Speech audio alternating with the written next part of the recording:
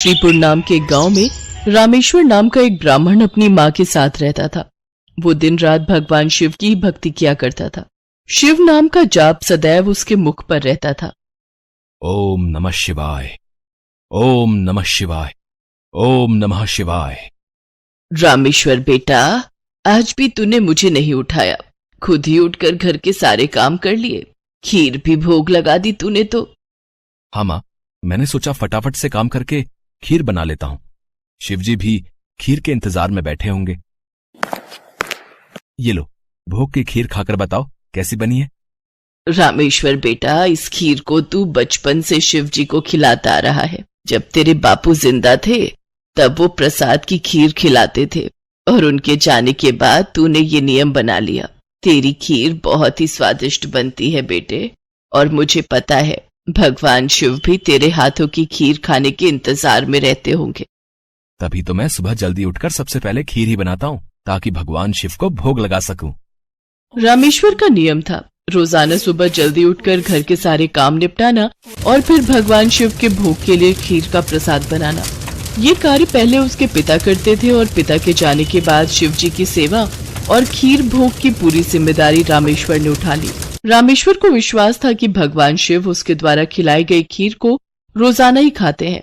इसी विश्वास पर वो रोजाना खीर का भोग लगाता था और अपने भक्त के द्वारा भोग लगाई गई खीर को कैलाश पर्वत पर विराजमान भगवान शिव बहुत चाव से खाते थे। स्वामी, क्या बात है, आपको तो आनंद ही आनंद है। आपके भक्त आपको प्रेम से इतने स्वादिष्ट व्यंजन खिलाते हैं और आपका भक्त रामेश्वर तो नियम के अनुसार आपको खीर का भोग लगाता है। लाइए, थोड़ी सी खीर मुझे भी दे दीजिए। रामेश्वर के हाथों की खीर बहुत ही स्वादिष्ट होती है। हाँ देवी पार्वती, रामेश्वर इतनी स्वादिष्ट खीर का भोग लगाता है कि मन प्रसन्न हो जाता है। तभी नंदी और समस्त शिवगण वहाँ जाते हैं। महादेव, ये लीजिए, हम भांग और धतूरा ले आए हैं। नंदी, अभी तो हम स्वादिष्ट खीर का आनंद ले रहे हैं। ऐसा करो, भांग और धतूरे को वहाँ छोटे पर्वत पर रख दो, हम कुछ समय के बाद उसे ग्रहण करेंगे। अरे नंदी महादेव तो हमारी ओर देख तक नहीं रहे, उनका सारा ध्यान तो रामेश्वर की बनाई हुई खीर पर है। ऐसे कब तक चलेगा नंदी? हाँ, मैं भी यही देख रहा हूँ। इतने प्रेम से हम भांग और धतूरा पीस कर लाए और महादेव ने हमें इसे रखने के लिए बोल दिया। अरे नहीं नहीं, ऐसी बात नहीं है। महादेव ने बोला है कि हम उसे वहां रख दें, वो कुछ देर बाद उसे ग्रहण करेंगे। महादेव रोजाना रामेश्वर की भोग लगाई हुई खीर को बहुत चाव से खाते हैं। नंदी, मैं तो कई बार सोचता हूँ कि रामेश्वर की खीर में ऐसा क्या है कि भोलेनाथ सबसे पहले उसकी भोग लगाई खीर को ही खाते हैं और फिर और किसी तरफ उनका ध्यान ही नहीं जाता। तभी तो हम भांग धतूरा लेकर आए और उन्होंने बिना देखे ही इसे रखने के लिए बोल दिया। हाँ, कह तो तुम ठीक रहे हो भैरव। महादेव को भांग धतूरा इतना प्रिय है, पर रामेश्वर की खीर से ज्यादा उन्हें इस समय कुछ भी प्रिय नहीं लग रहा। तो क्या किया जाए नंदी कि महादेव का ध्यान अपने भक्त रामेश्वर से हटकर हमारी ओर आ जाए? एक रास्ता है। नंदी ने सभी गणों के कान में कुछ कहा। उसके पश्चात सभी गण पृथ्वी लोक पर आ गए और सबने ब्राह्मण रूप ले लिया और सब लोग रामेश्वर के पास पहुँचे। रामेश्वर शिवजी को खीर का भोग लगाने के लिए बाजार से सामान खरीद रहा था। ब्राह्मण वेश में नंदी ने रामेश्वर से कहा, रामेश्वर, तुम हमें नहीं जानते, पर हम तुम्हें बहुत अच्छे से जानते हैं। तुम भगवान शिव के भक्त हो और रोजाना उन्हें खीर का भोग लगाते हो। हाँ ब्राह्मण देव, आप तो सब कुछ जानते हैं। हाँ रामेश्वर, हम सब जानते हैं, इसीलिए तो हम तुम्हारे पास आए हैं। हमें पता है कि तुम महादेव के परम भक्त हो, पर तुम्हें पता है महादेव अब रोजाना खीर खाकर ऊब गए हैं, इसलिए अब तुम कुछ दिनों के लिए खीर का भोग रोक दो। तुम एक काम क्यों नहीं करते? तुम महादेव को सप्ताह में एक दिन खीर का भोग लगाया करो, जिससे महादेव को और अधिक स्वाद आएगा। अब महादेव को इतने सारे भक्त पूजते हैं, महादेव भी तो इतने सारे भक्तों के द्वारा दिए भोग को ग्रहण करते हैं, उनका पेट बहुत भर जाता है। अगर तुम उनको सप्ताह में एक दिन खीर का भोग लगाओगे तो उन्हें तुम्हारी खीर का इंतजार रहेगा और वो और अधिक आनंद से खीर खाएंगे। क्यों, हम सही कह रहे हैं ना? ये तो आप ठीक कह रहे हैं ब्राह्मण देव, इस विषय में तो मैंने कभी सोचा ही नहीं। अब मैं एक काम करता हूँ, मैं सप्ताह में एक दिन ही भगवान को खीर का भोग लगाया करूंगा, ताकि वो और भी भक्तों का प्रसाद ग्रहण कर सकें और फिर उन्हें मेरी खीर का बेसब्री से इंतजार रहे। भोला भाला रामेश्वर शिवगणों की बातों में आ गया। शिवगण खुशी खुशी कैलाश वापस लौट आए। अब शिव जी रोजाना रामेश्वर की खीर का इंतजार करने लगे कि कब रामेश्वर उन्हें भोग लगाए और कब वो खीर का भोग खाए। पर कुछ दिनों तक रामेश्वर ने खीर का भोग बनाया ही नहीं, तो शिव जी को खीर कहाँ से मिलती। अब सप्ताह में एक दिन रामेश्वर ने खीर का भोग लगा दिया तो शिव जी ने खीर खा ली। फिर उसके बाद कुछ दिन और खीर नहीं मिली तो भगवान शिव सोच में पड़ गए। उन्होंने अपने नेत्र बंद किए और उन्हें सारी सच्चाई पता लग गई और भगवान शिव को गुस्सा आ गया। शिव जी को गुस्से में आया देख सभी गण उनके समक्ष हाथ जोड़कर खड़े हो गए। नंदी, श्रृंगी, वीरभद्र, भैरव, तुम सभी गण जानते भी हो कि तुमने क्या किया है। मेरे भक्त रामेश्वर के द्वारा भोग में अर्पित की गई खीर मुझे कितनी प्रिय है और तुमने उसे खीर का भोग रोजाना लगाने के लिए मना कर दिया। महादेव, हमें क्षमा कर दीजिए, हमसे भूल हो गई। महादेव, जब हम आपको खीर खाता हुआ देखते थे तो हम यही सोचते थे कि आप हमारी ओर ध्यान नहीं दे रहे हैं। अच्छा, तो ये कारण है, पर तुम सब ये नहीं जानते कि मेरा प्रेम अपने सभी भक्तों पर एक समान है। मैं भला तुम्हें कैसे भूल सकता हूँ? तुम तो मेरे हृदय में वास करते हो। तुम सब तो मेरी ही शक्तियों द्वारा उत्पन्न हुए हो।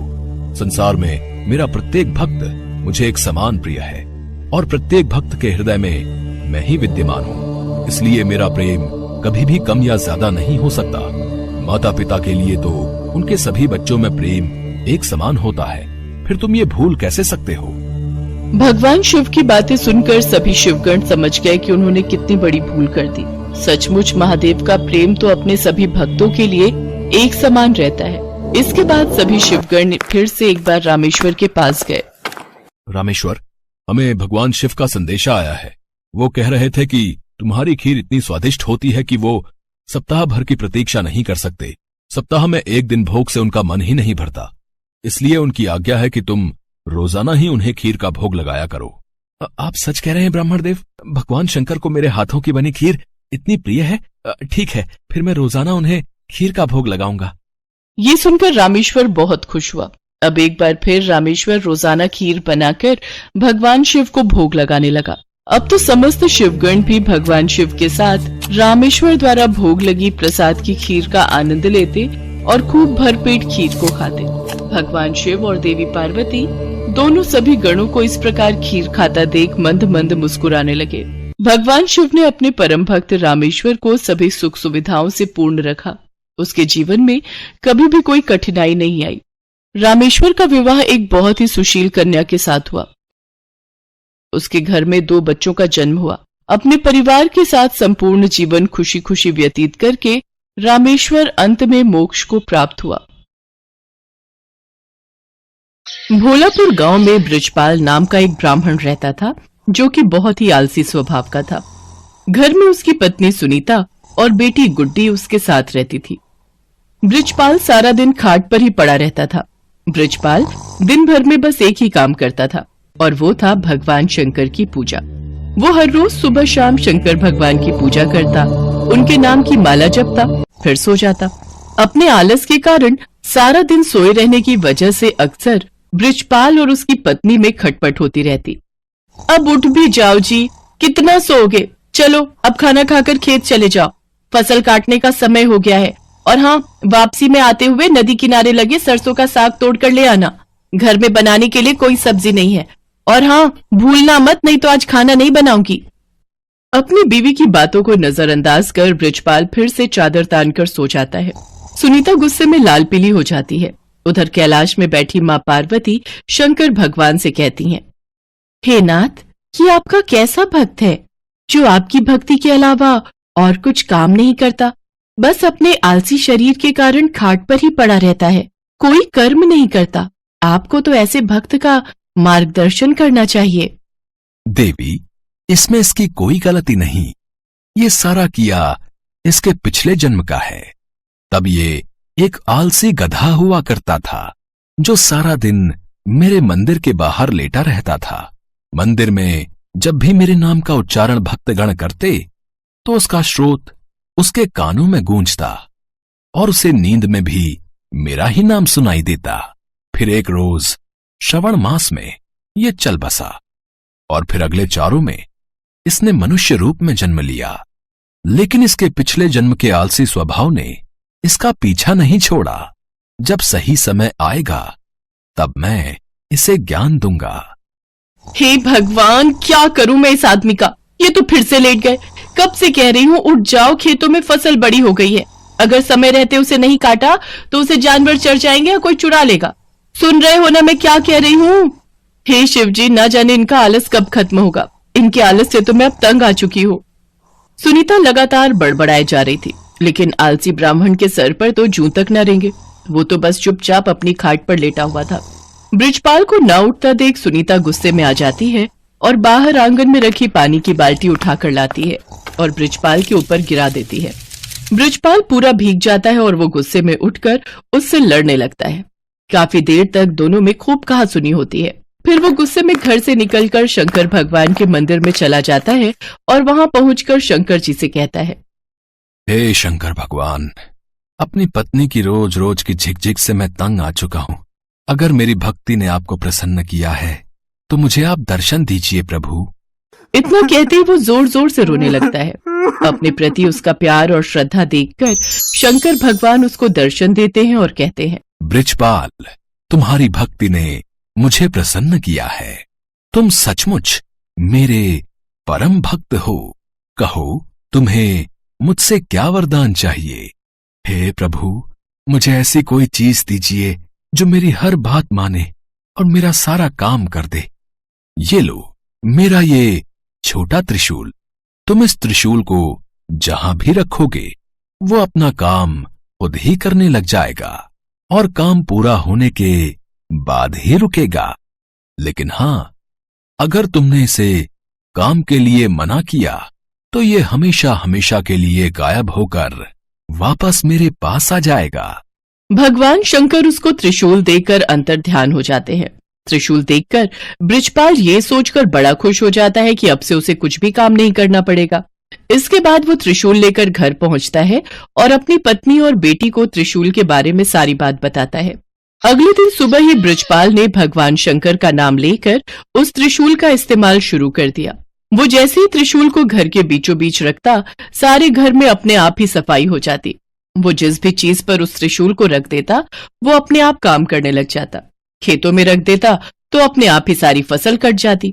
ऐसे ही कई दिन बीत जाते हैं।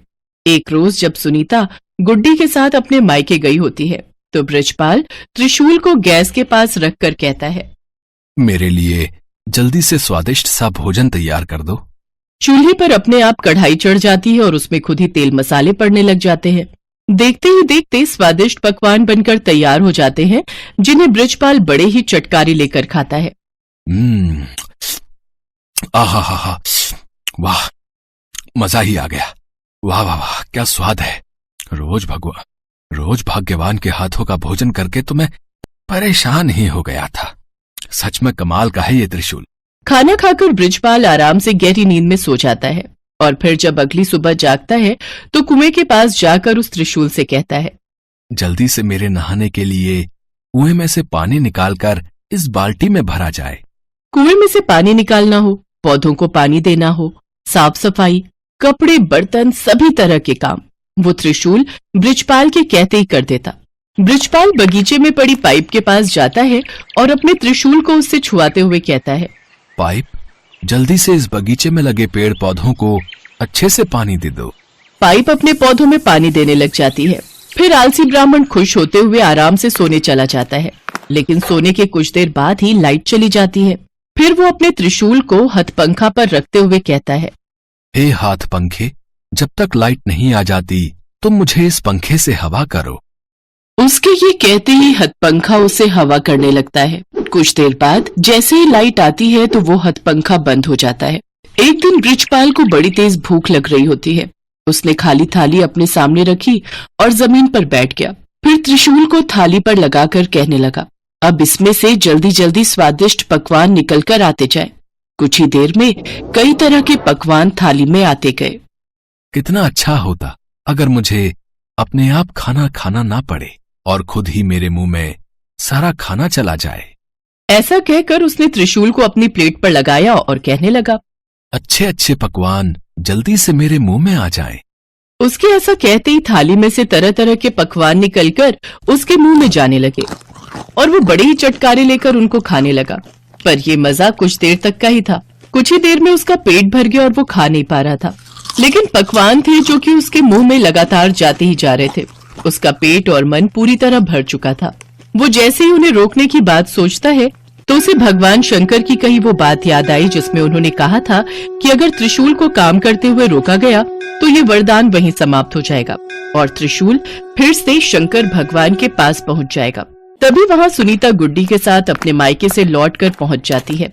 वो दोनों ये सब देखकर हैरान रह जाती हैं। सुनिए जी, देखिए तो आपका पेट कितना फूलता जा रहा है। जल्दी से इस त्रिशूल को रुकने के लिए कहिए। बृजपाल शंकर भगवान के दिए वरदान को खोना नहीं चाहता था, लेकिन फिर भी वो थक हार कर कह ही देता है। रुक जाओ। उसके इतना कहते ही खाना रुक जाता है, लेकिन साथ ही वो त्रिशूल भी वहां से गायब हो जाता है। त्रिशूल को गंवाकर वो बड़ा ही दुखी हुआ, लेकिन अब वो कुछ भी नहीं कर सकता था। शंकर भगवान के दिए वरदान को अब वो खो चुका था।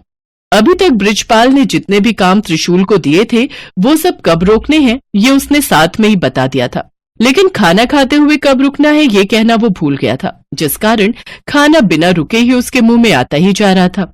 सारी बात समझने के बाद बृजपाल कहने लगा, हे महादेव, मैं समझ गया। ये वरदान आपने मुझे सबक सिखाने के लिए दिया था।